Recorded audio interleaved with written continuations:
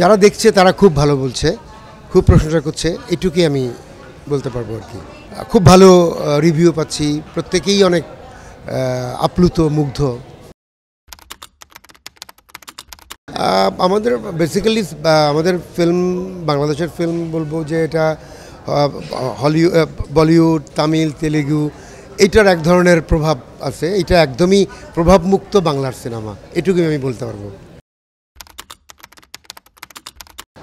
না না, অবশ্যই মানে আমাদের নিজেদের সিনেমা তো অবশ্যই নিজেদের গল্প, নিজেদের কাহিনী, নিজেদের রূপকথা এবং নিজেদের সমৃদ্ধশালী যে ঐতিহ্য, অতীত, এগুলো তুলে আনা দরকার আর কি আগামী প্রজন্মের জন্য।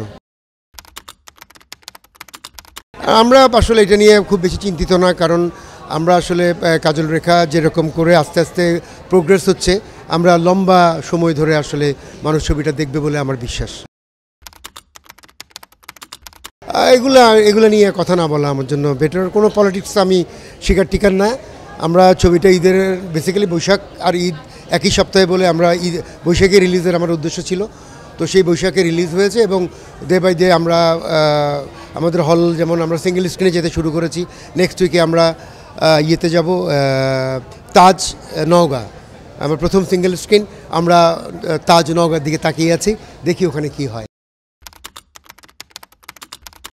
আমি যার যার চরিত্রে সবাই খুব ভালো করেছে, আর এখন আমার এটা বলবার ব্যাপার না, যারা দর্শক তারা দেখবে, তারা বলবে।